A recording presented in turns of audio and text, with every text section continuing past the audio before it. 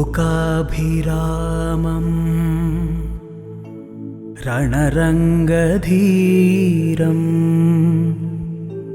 రాజీవనేత్రం. నమస్కారం. I dream ప్రేక్షకులకు స్వాగతం. రాముడు అరణ్యవాసానికి వెళ్ళినప్పుడు భరతుడు రాముడి పాదుకలను సింహాసనంపై ఉంచి రాజ్యాన్ని ఏలారు అన్న విషయం అందరికీ తెలిసిందే. పాదుకలకి అంతటి విశిష్టత ఉంది. ఈ సంవత్సరం జనవరి 22వ తారీఖున అయోధ్యలో రాముడి ప్రాణప్రతిష్ఠ జరగనున్న విషయం మనందరికీ తెలిసిందే. ఇందులో భాగంగా భక్తులు వారి వారి భక్తిని రకరకాలుగా తెలియచేస్తున్నారు. చిన్న చిన్న కానుకల్ని కూడా రాముల వారికి అందిస్తున్నారు. అందులో భాగంగా అయోధ్య భాగ్యనగరం సీతారాముల సేవా ట్రస్ట్ వారు రాముల వారికి పాదుకల్ని సమర్పించారు. ఈ పాదుకల్ని తయారు చేయటానికి మన హైదరాబాద్లోని శ్రీ రామలింగాచారి వారిని అప్రోచ్ అయ్యి వారితో పాదుకల్ని చెక్కించారు. వారితో మనం ఇవాళ ఉన్నాం. వారితో మాట్లాడి మరిన్ని విషయాలు తెలుసుకుందాం. నమస్కారం అండి. నమస్కారం అండి. సార్, మీరు ఆ రాముడికి ఎంతో ప్రియభక్తుడయ్యి ఉండాలి, లేకపోతే రాముడు మీ మీద ఎంతో కరుణ చూపించి ఉండాలండి. పూర్వజన్మ సుకృతం అనే చెప్పాలి. రామ పాదుకలు తయారు చేయాలి అంటే మాత్రం ఆ రాముడి ఆజ్ఞ లేనిదే చేయలేము అని అంటారు. ఆయన ఆయన ఆయన ఆజ్ఞ లేకుండా ఒక్క సేవ కూడా చేయించుకోరంట. మంచినీళ్ళు మనం ఆయనకి ఇవ్వాలి అంటే కూడా ఆయన ఆజ్ఞ ఉండాలి అని అంటారండి. అలాంటిది ఆ రాముల వారికి మీ చేతుల మీదుగా పాదుకలు సమర్పించడం, మీరు చేయటం అనేది మీకు ఎలా అనిపిస్తోందండి? ఇది పూర్వజన్మ సుకృతమైన ఉంటుంది. తర్వాత ఇంకొకటి వచ్చేసి ముఖ్యమైన విషయం ఏంటంటే శ్రీరామచంద్ర వారు మాకు ఇచ్చిన వరం అది. మాతో వాళ్ళు ఆయన పాదాలకు పాదుకలు చేయించుకోవడం మాకు ఒక వరం అనమాట. అది స్వామివారు ఇచ్చిన వరమే ఉంది కనుకనే మేము ఇది చేయగలిగినాం. అది మొత్తం ఈ పాదుకలు చేయటం, పాదుకలు అద్భుతంగా వచ్చింది అని చెప్పి ప్రతి ఒక్కళ్ళు కూడా మిమ్మల్ని పొగడ్తలతో ముంచెత్తుతున్నారు. ఇది అందరికీ తెలిసిందే అండి. ప్రతి తెలుగువారు కూడా గర్వించదగ్గ విషయం. అంత చక్కగా చెక్కారండి. ఎంత బాగుందంటే చూస్తుంటే ఇంక అలా చూస్తూ ఉండాలి అనిపించేలాగా ఉందన్నమాట. దీని వెనుక కష్టం గురించి చెప్పాలంటే మాత్రం అది మీరు మాత్రమే చెప్పాలండి. ఎన్ని రోజులు కష్టపడ్డారు, ఎన్ని సాక్రిఫైజెస్ చేశారు. ఇది పని చేయొచ్చు, ఎంతసేపు అయినా కానీ, ఎన్ని రోజులైనా కానీ, ఎన్ని గంటలు ఎంతో చేయొచ్చు. కాకపోతే ఆ వస్తువును ఈ విధంగా కుదిరించాలి, సంపూర్ణంగా తీసుకురావాలి దీన్ని. ఇది తయారైనాక ఆ దాతలు ఎవరైతే మనకు ఆర్డర్ ఇచ్చిండ్రో ఆ కస్టమర్లకు మనము దీన్ని వాళ్ళు నచ్చేంత వరకు చేయాలి. వాళ్ళకు నచ్చేంత వరకు అంటే కొన్ని సందర్భాలలో కొంతమంది కస్టమర్లు అంటే వీళ్ళే కాకుండా వేరే వాళ్ళు కూడా ఏమంటారంటే వాళ్ళకు వాస్తవం అర్థం కాక ఇది బాగలేదు, ఇది ఇట్లుంటే బాగుంటుంది, అది అట్లుంటే బాగుంటుంది కూడా కొంతమంది చెప్తారు. అటువంటి సందర్భంలో మనం ఏం చేస్తామంటే ఇక ఈ పద్ధతిలో ఉంటే దీనికి ఇట్లా కనబడుతుంది, ఈ పద్ధతిలో ఉంటే ఇట్లా కనబడుతుంది, ఈ రెండు కలిపి శాస్త్రోక్తంగా ఉండలేదు, అది ఇలా ఇట్లా ఉంటే శాస్త్రోక్తంగా ఉంటుంది, ఈ శాస్త్రోక్తంగా ఉండాలంటే సూత్రపరంగా ఈ పద్ధతిలో మేము తయారు చేసినాము అని వాళ్ళకు. ఎందుకంటే సబ్జెక్టు కొంతమంది తెలియని వాళ్ళు ఏం చేస్తారంటే మాకు ఇది నచ్చలే అంటారు. అట్లాంటప్పుడు ఏం చేస్తామంటే ఈ వస్తువు కాదు వేరే వస్తువులకు ఏదైనా కానీ ఇది మాకు నచ్చలేదు, ఇట్లా ఉంటే బాగుంటుంది, ఆడ చూసి వచ్చినాము అది బాగుందని అంటారు. చాలామంది కస్టమర్లు రకంగా మాట్లాడతారు. కొంతమంది ఏంటంటే మనకు ఏది తెలియదు, వాళ్ళు చేసే వాళ్ళకు శాస్త్రము సూత్రము రెండు తెలుసు కనుక వాళ్ళు చెప్పిన పద్ధతిలో వాళ్ళు చేసి ఇచ్చేసిండ్రు, దాన్ని తీసుకుపోయి మనం పూజ పెట్టుకోవడమే మన బాధ్యత అన్నట్టు కొంతమంది ఫీలింగ్ ఉంటుంది వాళ్ళకు. కొంతమంది తెలియని వాళ్ళు ఏం చేస్తారంటే అట్లా కాదు గిట్లు ఉండాలంట. వాళ్ళు కొద్దిగా కావాలి మాకు ఇట్లనే ఖచ్చితంగా అన్నప్పుడు మేము అదే టైప్లో చేయాల్సి వస్తుంది. చెప్పే కాడికి చెప్పి చూస్తాం. అది పద్ధతి ప్రకారంగా కాదు, ఇదే పద్ధతి ప్రకారంగా, అది శాస్త్రోక్తంగా లేదు, ఇదే శాస్త్రోక్తంగా ఉన్నది. మీరు అందాన్ని చూడకుండా దాని మీద పాలిష్ చూడకుండా అనేది కూడా మేము వచ్చిన కస్టమర్లకు వాళ్ళకు పూర్తిగా అర్థమయ్యేటట్టు కూడా మేము చెప్తాము. దాంట్లో కొంతమంది వింటారు, కొంతమంది వినరు. అందరూ ఒక మాదిరి ఉండరు కదా, అట్లా కొద్దిగా నడిచిపోతుంటుంది. దీంట్లో తయారు చేసింది మాత్రం మేము ఫస్ట్ ఒకటి వాళ్ళ దగ్గర మనకు ఎవరైతే అయోధ్య భాగ్యనగర్ సీతారామచంద్ర స్వాముల వారి సేవా ట్రస్ట్ వాళ్ళు మనకు ఇది చేయమని మనకు ఆర్డర్ ఇచ్చిండ్రు.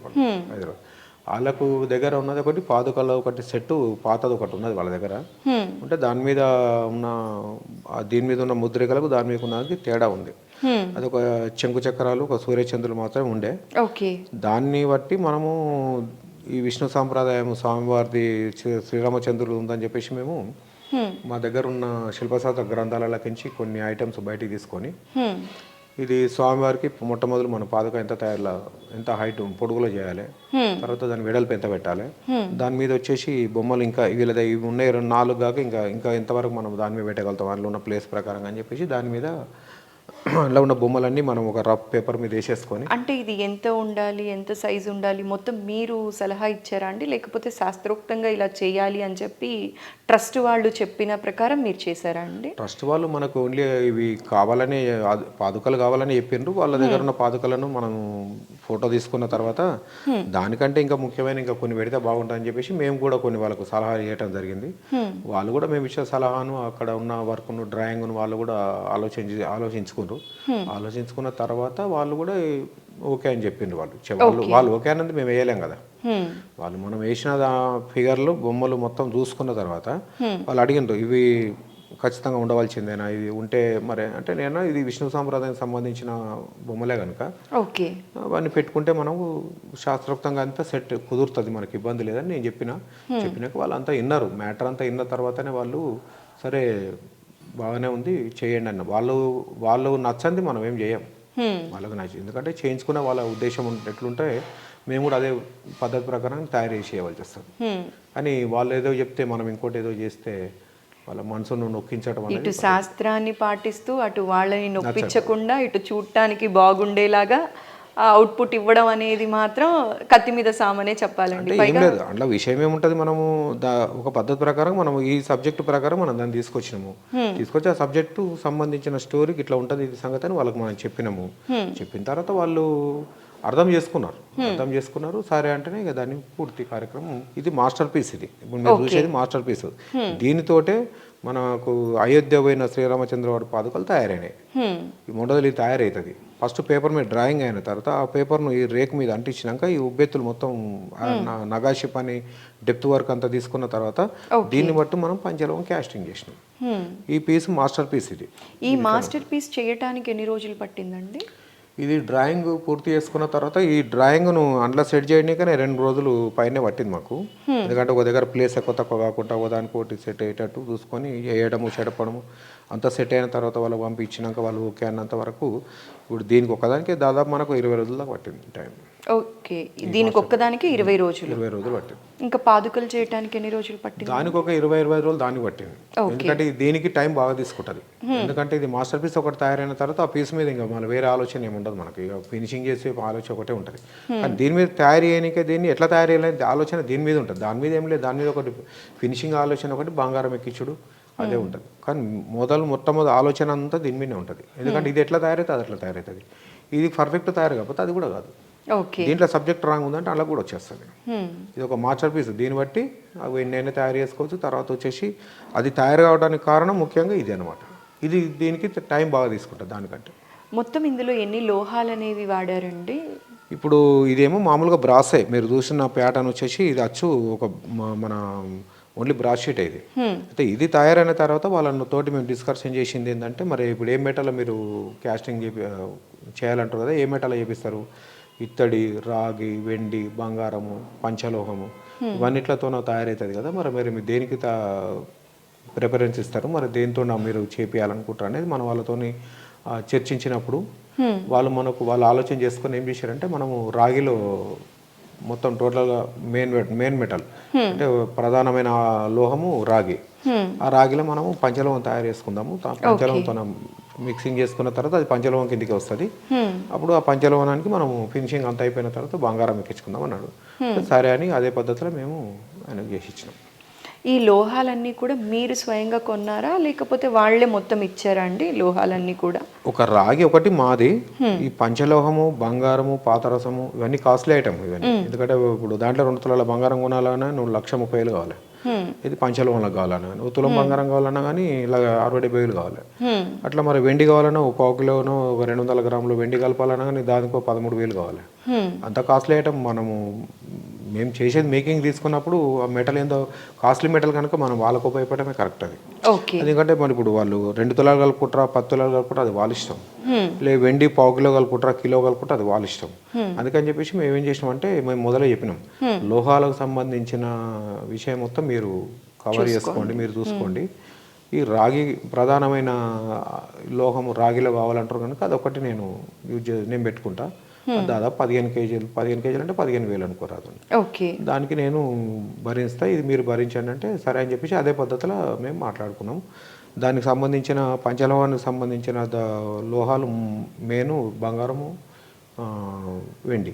ఓకే. తర్వాత వచ్చేసి ఇక ఆ నుంచి పాదరసం, అంటే పాదరసం అంటే మెర్కురీ. ఆ పాదరసం మనము ఇప్పుడు అయోధ్యమైన పాదాలకు పైన బంగారం ఎక్కించే ముంగల ఈ పాదరసం ఎక్కించినాకనే మనము దాని మీద ఇది ఎక్కిస్తాం. ఏంటిది మన బంగారం ఎక్కించే ముంగల పాదరసం ఎక్కించినాకనే బంగారం ఎక్కిస్తాం. ఓకే.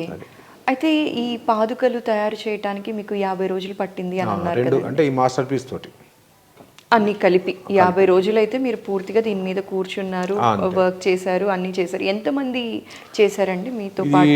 డ్రాయింగ్ కాంచి మొదలుపెట్టి ఫినిషింగ్ వర్క్ టోటల్గా అంతా మాస్టర్ వర్క్ అంతా నేనే చేసుకుంటాను. అది దానికి బఫింగ్ కానీ లేకపోతే ఏమైనా ఫైలింగ్ చేయనికే, అక్కడ ఏమైనా డీప్ దింపనికి అటువంటిది మా పనులు మా వర్క్షాప్లో ఉన్న కళాకారులు ఎవరైతే ఉన్నారో వాళ్ళందరితో కలిపి ఒక 6 నెంబర్ వరకు దీంట్లో పాల్గొనడం జరిగింది. ఓకే. ఒక 6 మంది కళాకారులము ఈ టోటల్గా తయారైపోయేట వరకు 6 మంది కళాకారులు అందులో పాల్గొన్నారు. అయితే ఈ 50 రోజులు కూడా మిగతా పనులన్నీ పక్కన పెట్టి ఓన్లీ దీని మీద మాత్రమే కూర్చున్నారు, అవి కూడా బ్యాలెన్స్ చేస్తూ చేశారండి? అంటే ఇప్పుడు ఒక వర్క్ జరిగేటప్పుడు అందరూ ఉండవలసి వస్తుంది, ఒక వర్క్ జరిగేటప్పుడు ఎవరితో ఒక్కనే చేయవలసి వస్తుంది, లేదా ఇంకొక 2 చేతి కింద ఉండవలసి వస్తుంది. అట్లా కొన్ని పనులు వేరే పనులు చేసినాము, ఇది చేసుకుంటా కూడా వేరే పనులు చేసినాము.